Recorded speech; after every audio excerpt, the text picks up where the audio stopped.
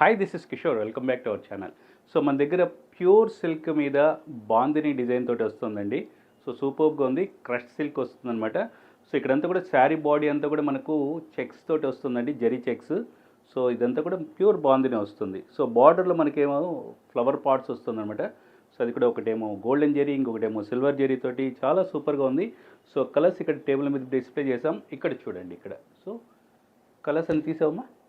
Okay, ఇది చూడండి. ఇది సో శారీ అంతా ఇలా వస్తుందన్నమాట. సో ప్యూర్ సిల్క్ మీద మనకు కంప్లీట్గా బాడీ అంతా కూడా జరీతోటి వస్తుంది, జరీ చెక్స్.